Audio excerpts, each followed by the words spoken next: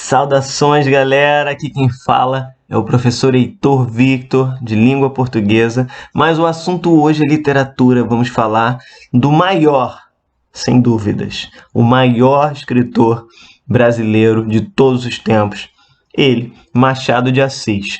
A obra de Machado de Assis é tão importante pra gente, galera, que não dá pra gente falar de uma vez só. Portanto, a gente vai ter aí algumas partes de aulas acerca de Machado de Assis, esse escritor que tem uma história incrível, invejável e, ao mesmo tempo, a sua obra fala por si só. Poderíamos separá-la da sua biografia, que sem nenhum problema, ela ainda assim estaria entre as maiores obras da literatura universal. Não sou eu quem estou dizendo. É o autor extremamente reconhecido internacionalmente, é um autor que estava ligado na literatura internacional, lia muita coisa de literatura inglesa, francesa, e, claro, um autor crucial para quem quer ter um bom desempenho aí no vestibular. Cai demais Machado de Assis, seja qual for o vestibular. Então vem comigo que a gente vai começar a entender aí a grandeza desse autor. Inicialmente a gente vai tratar um pouquinho da biografia dele, como eu disse, uma biografia que vale a pena ser mencionada. Aí a gente vai penetrando na obra, vai entendendo aí a sua conexão com outros autores de seu tempo, até finalmente a gente poder falar de uma ou outra obra específica. Beleza, galera? Vamos nessa. Machado de Assis nasceu em 1839, faleceu em 1908, portanto, é um cara que viveu efetivamente o século XIX, apesar de muitos dizerem que ele está à frente aí do seu tempo. Foi um escritor brasileiro, dos mais importantes da literatura do século XIX. Escreveu poesias, contos e romances. Foi jornalista, teatrólogo, crítico de teatro e crítico literário. Joaquim Maria Machado de Assis nasceu em uma chácara no Morro do Livramento, no Rio de Janeiro, no dia 21 de junho de 1839. Era filho do mulato Francisco José de Assis, um pintor de paredes, e da imigrante açoriana Maria Leopoldina. É, portanto, aí um autor negro, né? Como vocês podem notar pela foto, a despeito de uma tentativa que se fez ao longo de diversos outros momentos da nossa história de branquear o Machado de Assis. Afinal, estamos falando não só de um autor de literatura, mas de um intelectual do seu tempo. Machado de Assis, portanto, teve uma vida bem difícil, né? Um aprendizado nada formal, mas ainda assim ele conseguiu galgar postos importantes no Estado brasileiro e, acima de tudo, no nosso jornalismo e na nossa literatura.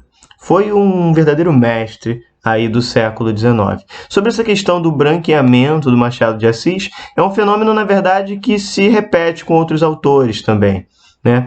Imaginando que, no seu tempo, era mais aceito o mulato, né, o negro, dentro da sociedade, do que em alguns momentos posteriores, ali, um momento mais conservador, no final do século XIX e no início do século XX. Mas, atualmente, por meio de um grande esforço da academia, essa imagem vem se perdendo e a gente vem acessando aí um pouquinho melhor o que foi esse autor aí de grande relevância. Machado de Assis passou sua infância e adolescência no bairro do Livramento. Ainda menino, perdeu sua mãe e a única irmã. Tendo seu pai casado novamente, Machado foi criado por sua madrasta, a lavadeira Maria Inês. Fez seus primeiros estudos em uma escola pública de São Cristóvão. Tinha 12 anos quando perdeu seu pai. Para ajudar nas despesas da casa, trabalhou vendendo balas e doces.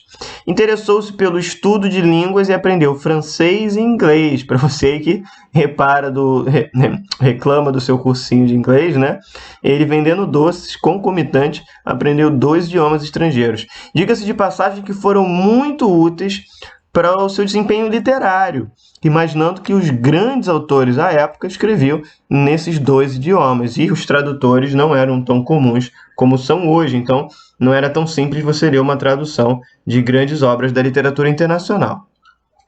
Continuando aí, né, em busca de um emprego, com 15 anos, entrou como aprendiz de tipógrafo na imprensa nacional, sob a direção do escritor Manuel Antônio de Almeida, que o encorajou a escrever.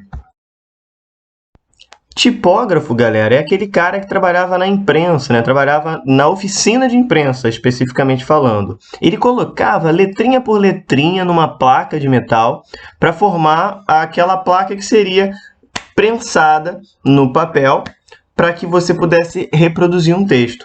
Então era um trabalho bem difícil, bem árduo de montagem, né? Porque para cada página ou para cada bloquinho de páginas você tinha de montar exclusivamente uma placa só para ela. Então ele era aprendiz aí nessa tarefa. E aí, acredito, ele deve ter lido de tudo que passou por ele. Mas isso ajudou muito também no trabalho dele tomar, ou melhor, no caso dele tomar contato com o jornalismo. Porque vai ser a partir do jornalismo que ele começa a dizer o que ele tinha a dizer para o resto do mundo. Lembrando que todo mundo diz que Machado de Assis era um cara muito discreto, né, muito centrado, que não falava mal de ninguém, não entrava em nenhum conflito com ninguém, era muito contido, por assim dizer. Mas contido em gestos, contido em comportamento, mas não contido na literatura. A sua literatura, na verdade, ela chega a ser ácida em alguns momentos e mordaz em outros, com o que a gente vai chamar lá na frente de ironia machadiana. Mas a gente vai ver isso em detalhe quando estivermos analisando a sua obra.